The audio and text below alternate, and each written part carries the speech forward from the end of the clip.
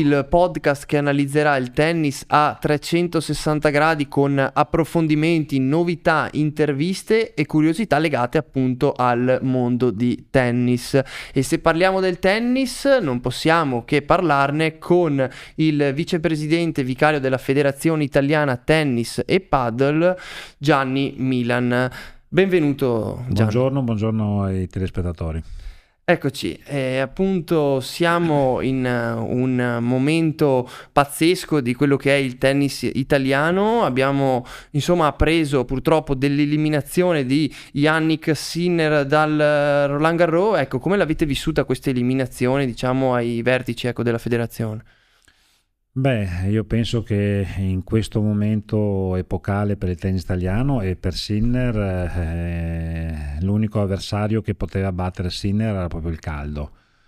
Lui molto probabilmente qualche problema fisico ce l'ha nel momento in cui ci sono queste temperature, ma penso anche altri giocatori in questi giorni hanno avuto grossi problemi, quindi stava vincendo 6-2, 6-3, 5-1, praticamente era una partita finita e molto probabilmente avrà avuto, saprà lui qualche dichiarazione, ma è un colpo di calore, sicuramente un malore che gli ha permesso praticamente di non giocare più, perché ha fatto il suo avversario dal 5-1, ha fatto 15 punti di fila, quindi vuol dire che non si reggeva più sulle gambe, non poteva neanche più colpire la palla e purtroppo questa è un'eliminazione non sportiva ma fisica, e questo mi dispiace molto, anche perché lui ci teneva in maniera particolare. L'anno scorso ero lì a vedere la finale, praticamente anche lì una finale vinta, persa con 3 match ball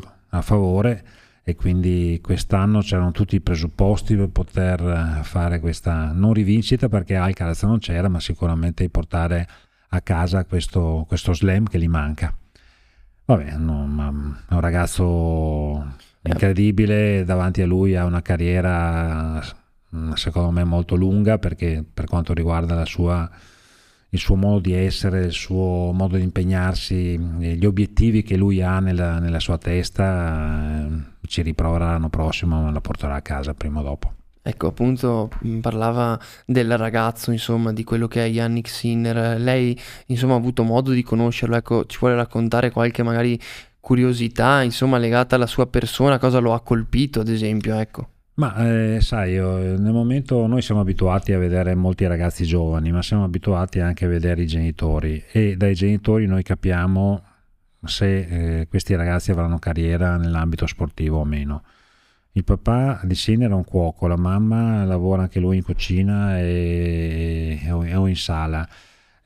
Sono persone dove il lavoro era la loro priorità, e lui è nato con questa mentalità, molto umile, però con grande impegno, con grande sacrificio, non dà niente per scontato. E devo dire che non è che parlo io di Sinner, si vede com'è in televisione, come sono le interviste, e lui, questo è quello che vedete e che vedono tutti i telespettatori in televisione, è quella persona molto tranquilla, molto normale, mai una risposta banale, sempre con dei concetti di vita e con dei valori che sono molto importanti, che fanno parte della sua caratteristica, della sua personalità.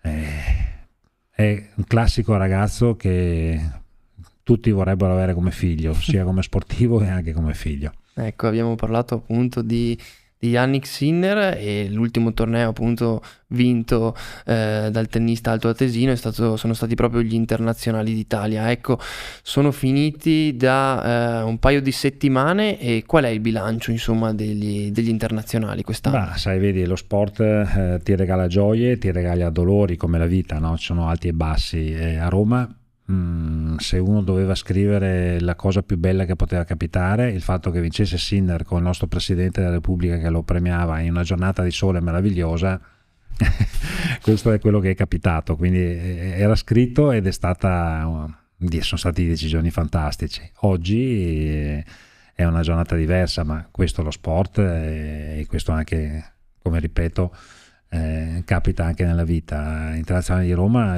sono stati 10 giorni molto belli, a parte la vittoria di Sinner, ma anche tutto quello che c'è stato attorno a questo torneo, al site, agli spettatori paganti. Pensate, abbiamo superato i 400.000, 418.000 spettatori paganti contro i 396 dell'anno scorso, 2 centrali nuovi, il fatto che tra 2 anni abbiamo un centrale coperto con 2.500 posti in più, giocatori che stanno bene, pubblico entusiasta, e quindi è un evento che sta diventando un evento sociale, un evento che va un po' anche al di fuori di quello che può essere gli appassionati di tennis, ma che qualsiasi italiano penso voglia in qualche modo, anche, ripeto, non appassionato di tennis, partecipare.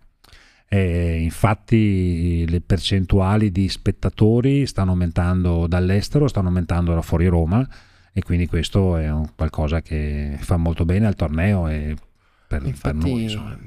Poc'anzi diceva appunto che il tennis sta avendo un impatto sociale fortissimo. Ecco, io aggiungerei anche, oltre a un impatto sociale, anche un impatto economico, nel senso che leggevo appunto che il tennis, gli internazionali hanno creato addirittura 8.000 posti di lavoro. Ecco, quanto è importante anche questo a livello appunto del nostro paese, insomma, dell'Italia.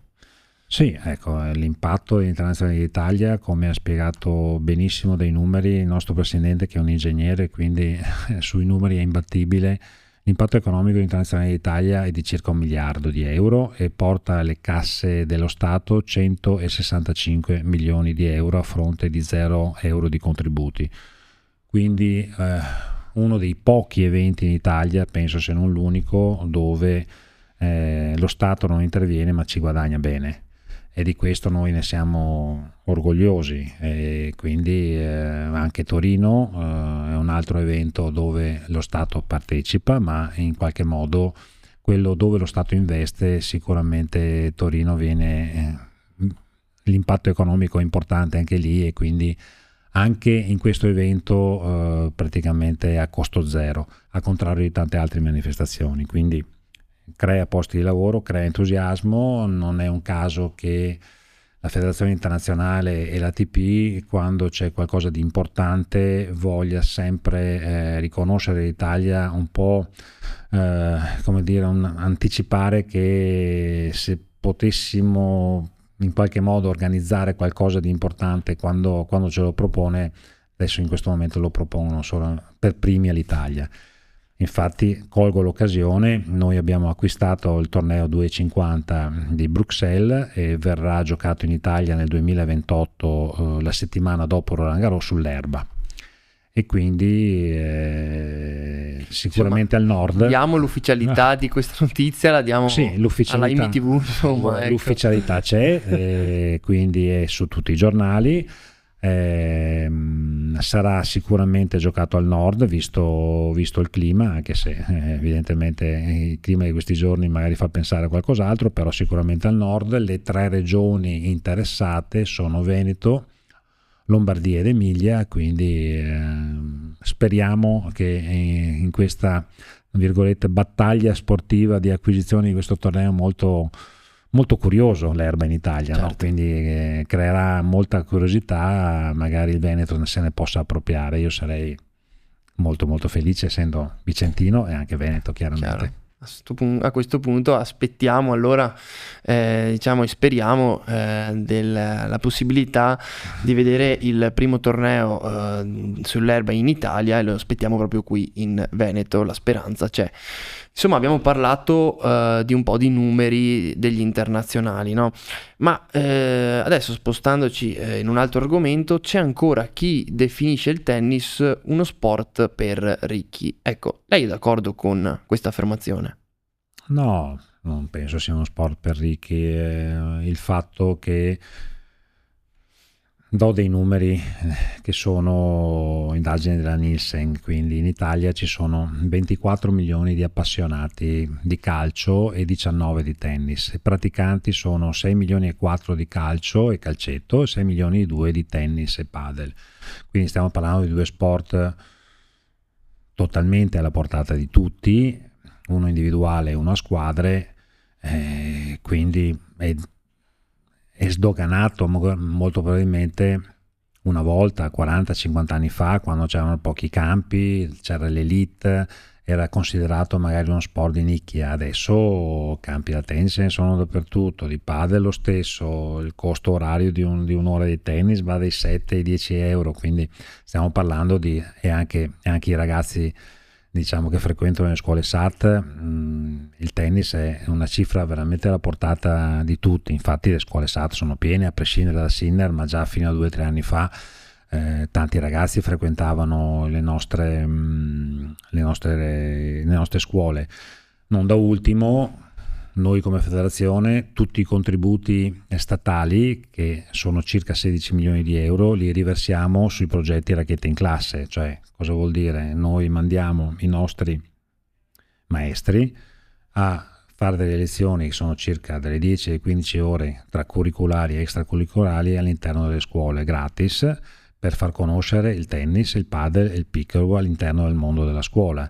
In più quest'anno abbiamo firmato un protocollo con il Ministero della Pubblica Istruzione dove noi andremo a formare anche i docenti di laureati in scienze motorie, in modo che possano anche loro in qualche modo fornire le prime basi di metodologia per l'insegnamento dello sport del tennis, del padel e del pickleball. Quindi siamo a tutti gli effetti entrati in maniera pesante nella scuola, come l'atletica, come la pallavolo, come il basket, cosa magari impensabile fino a qualche tempo fa, mentre oggi è chiaro che è un bacino diciamo molto importante per noi. Abbiamo fatto i calcoli, circa il 15% degli studenti in Italia in qualche modo conosce il tennis e ha preso in mano una racchetta, quindi ed è un bacino molto molto importante, ed è un patrimonio che in questo momento i circoli, i maestri, gli istruttori e tutto il mondo diciamo nell'ambito del tennis hanno in mano e che devono gestire molto bene.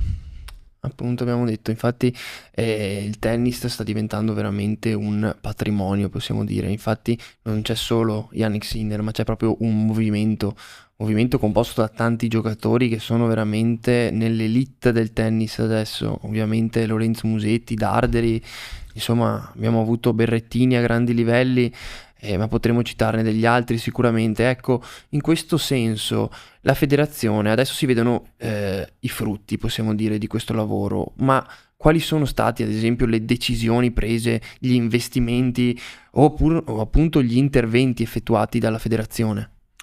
Allora, devo partire un po' da lontano. Noi quando abbiamo preso questa federazione nel 2000 era una federazione che era praticamente fallita, non aveva soldi, gli internazionali d'Italia perdevano dai 3 ai 4 miliardi, infatti noi col presidente di allora Petrucci volevamo vendere il torneo. Petrucci ci ha dato una grossa mano assieme al segretario Pagnozzi, ci hanno aiutato e hanno vinto la scommessa con noi, e quindi fate conto, nel 2005 si vendevano 68.000 biglietti, adesso siamo a 418.000, quindi tanto per far capire è un piccolo dettaglio degli spettatori paganti.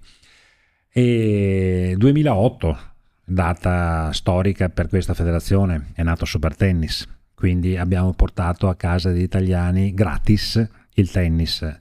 Stiamo investendo molto, è il nostro cavallo di battaglia, perché noi pensiamo che tutti gli italiani appassionati devono avere il tennis gratis e non solamente quelli che hanno le possibilità economiche. Quindi stiamo acquisendo il più possibile dei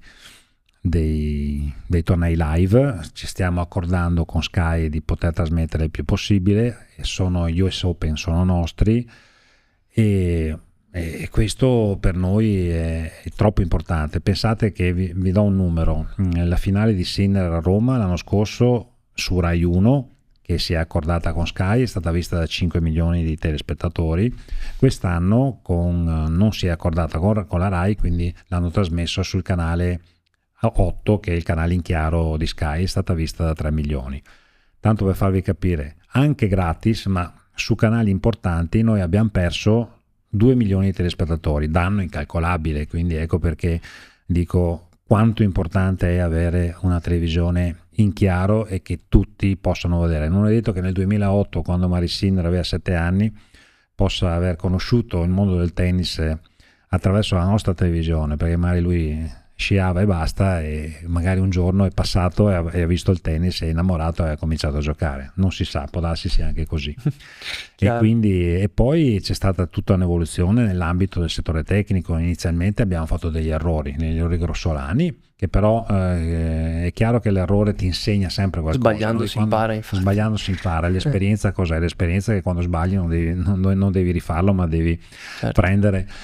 E quindi nel settore tecnico abbiamo cambiato completamente il sistema, diciamo, di valutazione e anche di gestione. Non abbiamo più centralizzato, ma abbiamo completamente decentralizzato.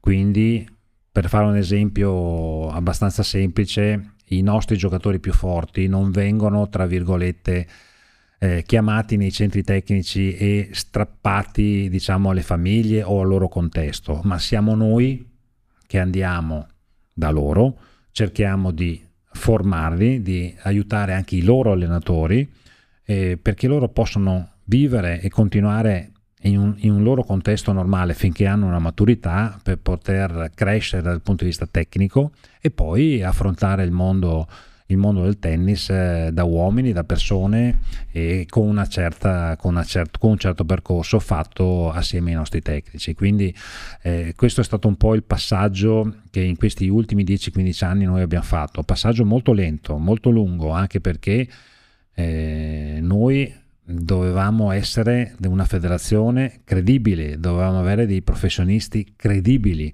e questo ci vuole tempo. Però la pianificazione di un progetto avviene sempre a medio e lungo termine.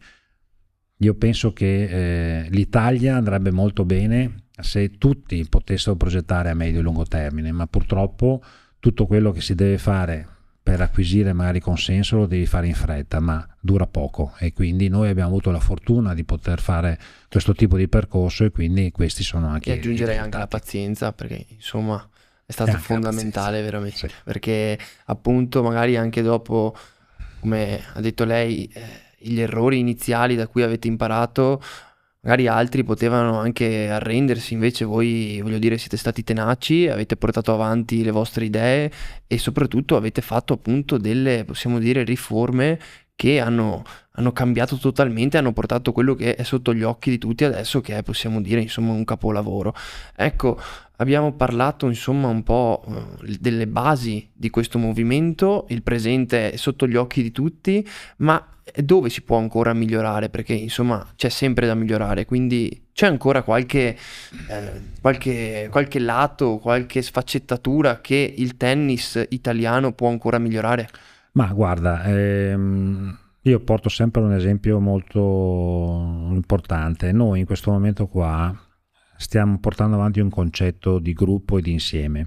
Il tennis è uno sport individuale, ma in realtà quello che stiamo creando noi è un grande sport di squadra, perché dal gratificare l'uomo dei campi fino al presidente della Federazione Italiana Tennis, tutto deve avere una linea continua, tutti devono essere protagonisti, tutti devono partecipare. Noi da sport individuale stiamo diventando uno sport di squadra, al contrario del calcio. Il calcio sta diventando da sport di squadra a sport individuale, cioè ognuno fa i propri interessi. Quindi è chiaro che hanno questo problema, perché non sanno in qualche modo lavorare di squadra. Noi stiamo cercando di portare il concetto di squadra al 100%, ci manca ancora poco perché magari dobbiamo responsabilizzare un po' di più. Faccio un esempio: i maestri di tennis che concettualmente cercano di vedere il proprio orticello, ma invece devono essere coinvolti all'interno del circolo, perché se il circolo va bene vanno bene anche loro. Tutta una serie di piccoli dettagli, perché è chiaro come nel settore tecnico, è come un giocatore che deve migliorare a un certo punto, arriva a un certo livello. Quando vuole fare il salto deve migliorare il dettaglio. Anche noi nell'ambito, diciamo, della nostra federazione qualche dettaglio deve essere ancora messo a punto, però ne abbiamo fatto di strada, ne abbiamo fatto, però il concetto di gruppo, di insieme, di fare le cose insieme, ripeto, di qualsiasi nostro uomo che lavora nell'ambito del tennis deve essere importante, ma deve essere collegato, deve essere connesso nella totalità del progetto. L'importanza di comunque fare rete anche in uno sport individuale e farlo diventare una cosa organica, possiamo dire, ecco, uno sport di squadra, ha detto benissimo. Da solo non avanti nessuno. Esatto, ecco. E appunto... Ma quello che è anche bello, anche Sinner lo dice, no? Quando Sinner fa le interviste, quando dice noi abbiamo fatto, noi ci siamo allenati, noi abbiamo deciso, cioè non è il tennista, non è lui, perché anche lui ha un concetto di squadra, ha un concetto di coach, di preparo atletico, mentale, coach, il suo procuratore, chi fa i social, cioè è una squadra e lui parla a nome della squadra. Certo. E quindi, ed è un tennista individuale, ma lui parla a noi, ma è così anche la nostra federazione. Questo è fondamentale perché tutti avete, diciamo, uno stesso pensiero e quindi una stessa idea. Infatti emblematico è anche la Coppa Davis, un altro esempio secondo me, perché in assenza di Sinner molti hanno detto ma non riusciamo a ripeterci, doveva giocare, e invece nonostante comunque l'Italia sì fosse una delle favorite ma non la favorita, perché no, senza Sinner e Musetti assolutamente non era la favorita. Esatto, con appunto tanti altri giocatori che hanno fatto la differenza, si è riusciti a portare a casa lo stesso risultato. Quindi questo è un esempio di visione del noi, insomma, ecco. Certo, sai, i giocatori italiani, ragazzi e ragazze, perché non dimentichiamoci che anche le ragazze hanno vinto per 2 anni in fila il titolo mondiale, e quando vestono la maglia azzurra in qualche modo fanno qualcosa di più. Quindi il fatto che questo valore della maglia, che parte dal circolo anche, no? Il fare gruppo, il rappresentare il circolo e poi quando arrivano rappresentano l'Italia, è un valore che tu devi coltivarlo da quando sei piccolo e quindi anche da quando giochi per il tuo circolo. E quando vesti una maglia, rispetto al torneo, ci sono quelli che tendenzialmente magari fanno un po' di più, rendono un po' di più, altri che magari si emozionano e rendono un po' di meno. Ecco perché nei campionati a squadre, quindi nella Coppa Davis, nella Billie Jean King, ci possono essere anche dei risultati un po' a sorpresa, perché vesti la maglia, c'è qualcosa che o va o non va. Certo. Ma i nostri giocatori, devo dire che gran parte quando vestono la maglia azzurra rendono molto più di quelli. E questo potrebbe essere appunto sicuramente un esempio anche per altri sport. Ovviamente ci riferiamo in questo senso al calcio, che è stato parlato tanto di questo attaccamento alla maglia. Ecco, se uno segue anche la Davis e la mette a paragone anche con quelle che sono state le qualificazioni mondiali, uno può proprio vedere anche come nel tennis, nei punti importanti, c'è tutta una squadra che fa il tifo e il giocatore magari anche si prende quel rischio in più perché ha la fiducia e ha un colpo che magari in altre occasioni non sarebbe entrato, ma fatalità con l'unione del gruppo, con la concentrazione, l'attaccamento alla maglia di quel momento, fatalità, il risultato poi viene fuori. Il millimetro in più. È quel millimetro che spesso conta, è quell'attaccamento, ecco. Con questo direi che appunto la ringrazio per essere stato qua con noi, di aver appunto accettato l'invito, e l'aspetto sicuramente prossimamente a disposizione quando volete parlare di tennis. Non è mai tempo perso, per me è sempre un divertimento. Grazie mille. Grazie.